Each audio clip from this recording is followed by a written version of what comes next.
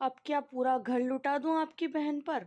नीतिका बेटा, अच्छा होना अच्छी बात है, लेकिन कहीं ऐसा ना हो कि तुम्हारी अच्छाई का सिला लोग गलत तरीके से दें। तुमने अभी तक कितना कुछ किया है अपनी माँ और भाभी के लिए, अब जापा संभालने भी जा रही हो। मेरी मानो तो बेटा उन्हें काम संभालने दो। आजकल तो हर काम के लिए काम वाली मिल जाती है। फिर तुम क्यों परेशान होती हो? सास ने नीतिका बहू से कहा। मम्मी जी, वो मेरी माँ का घर है। मेरी भाभी मेरी बहुत इज्जत करती है, अच्छे से समझती है। अच्छा करने जा रही हूँ, वो मेरे साथ बुरा क्यों करेगी? मेरा भाई भी मुझे बहुत मानता है। मैं उस घर की राजकुमारी हूँ। मजाल है कि कोई मेरे बारे में गलत सोच ले। नीतिका ने बड़े घमंड के साथ सास से कहा। नीतिका की शादी को 1 साल होने वाला है। वह जब मर्जी आए अपने मायके पहुंच जाती है। सास रोक टोक नहीं करती, पर अनुभवी थी। उन्होंने नीतिका की भाभी का स्वभाव भांप लिया था। कुछ सोच समझ कर ही वो अपनी बहू को सलाह दे रही थी। लेकिन सास बहू का रिश्ता ही ऐसा होता है, जहाँ सास कुछ बोले और बहू को समझ नहीं आता। माँ विद्या जी अकेली है, यही सोचकर नीतिका मायके में आ गई और काम संभाल लिया। किसी काम में कोई कसर नहीं छोड़ी, आगे बढ़ बढ़ कर काम किया। अपनी भाभी के लिए हल्का पौष्टिक खाना बनाती, बच्चे की मालिश करती, रात में जाकर देखभाल करती। कुल मिलाकर उसने पूरा ध्यान रखा। 1.25 महीने बाद सूरज पूजा का कार्यक्रम हुआ। सारा काम अच्छे से निपट गया। भाभी नंदिनी ने अपने मायके वालों को सामान दिया, साड़ियाँ, अपनी बहन को तोहफे। नितिका सोच रही थी, भाभी ने अपने मायके वालों को इतना कुछ दिया है तो उन्होंने मेरे लिए भी कुछ स्पेशल सोच रखा होगा। मैं ससुराल जाऊंगी तो खाली हाथ नहीं भेजेंगी, मायके का मान रखेंगी। अपनी सास को बताऊंगी, अच्छाई के बदले अच्छाई मिलती है। मन में सोच सोच नीतिका इतरा रही थी। 2 दिन बाद नीतिका के जाने का समय आ गया। नीतिका ने अपनी माँ से पूछा, माँ भाभी कहाँ है? अभी तक क्यों नहीं आई? बहू अपने कमरे में सो रही है। अरे माँ, आपने बताया नहीं मैं आज जाने वाली हूँ। हाँ, उसे पता तो है, शायद बेचारी की तबीयत ठीक नहीं होगी, रात को बच्चा रोता है। अच्छा कोई बात नहीं, मैं भाभी के कमरे में ही मिलकर आती हूँ। जैसे ही कमरे में दरवाजे पर पहुंची, ये क्या नंदनी, तुमने नीतिका के लिए साड़ी नहीं ली? उसे कोई विदाई भी नहीं दे रही। अपने मायके वालों को तो भर भर के सामान दिया है, ऐसा क्यों? मेरे मायके वाले कितना सामान लाए थे, मुन्ने के लिए भी कितना कुछ लाए थे। उन्हें सामान ना देती तो आपकी इज्जत क्या रह जाती। और दीदी ने ऐसा भी क्या कर दिया?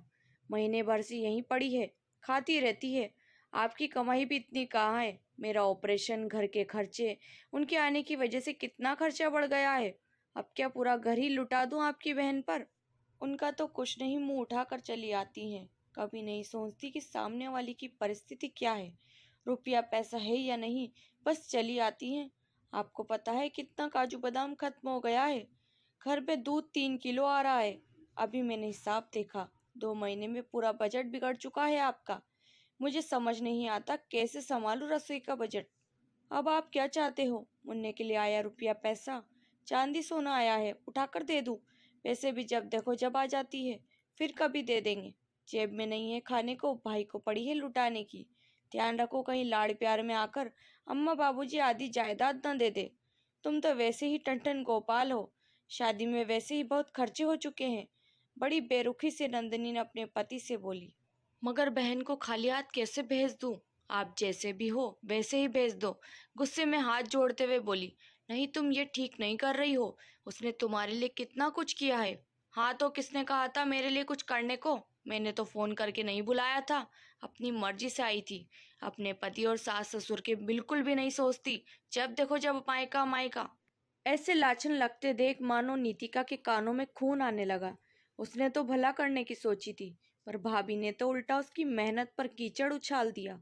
सासू माँ शायद यही समझाना चाहती थी कि बिन बुलाए अपने मायके मत जाओ, पर मैं मूर्ख समझ नहीं पाई। नीतिका की आंखों में आंसू थे। ऐसे लोगों के लिए मैंने अपने अजीज लोगों का दिल दुखाया। वो दरवाजे से पीछे मुड़ गई और गाड़ी में जाकर बैठ गई। माँ पिताजी सब जानते थे, पर बेबस थे, चाह कर भी कुछ न कर पाए। बेटा माफ करना, इतना बेबस भगवान किसी माँ बाप को ना करे कि अपनी बेटी को इज्जत ना दिला पाए। उनका इतना बोलना था कि नीतिका ने ड्राइवर से कहा, गाड़ी बढ़ाओ। नीतिका के आंसू रुकने का नाम नहीं ले रहे थे। जीवन में अच्छाई का बड़ा अच्छा सबक मिला था। नीतिका ने गाड़ी बाजार में रुकवाई। उसने ड्राइवर से कहा, 2 किलो नमकीन, 2 किलो मिठाई लेकर आओ। वो दुकान से 2 साड़ी लेकर आती है। कुछ ही देर में अपने ससुराल पहुंच गई। जैसे ही हॉल में पहुंची, सास ने कहा, आ गई बेटा, कैसा रहा कार्यक्रम? उसने सारा सामान दिखाते हुए कहा, देखिए माँ जी, मेरी भाभी ने कितना सारा सामान दिया है। साड़ियाँ भेजी है। मेरे लिए तो सोने का हार दे रही थी, मैंने ही मना कर दिया। अच्छा, मैं बहुत थक गई हूँ, आराम कर लूँ। कुछ काम हो तो बता दीजिएगा। उसकी सास बहुत अनुभवित महिला थी। उन्होंने सारा सामान देखा। उसकी पैकिंग पास ही के बाजार की लगी। उन्हें समझने में बिल्कुल देर न लगी कि बहू ये सब लाई है। उन्हें अच्छी तरह पता था कि आजकल प्रेम भाव सब खत्म हो गया है। आजकल अपने पराये हो गए हैं। आजकल प्रेम भाव सभी लालच पर टिका है। अगला भाग देखने के लिए चैनल को सब्सक्राइब जरूर करें। लाइक शेयर करना बिल्कुल ना भूलें। मिलते हैं नई कहानी के साथ।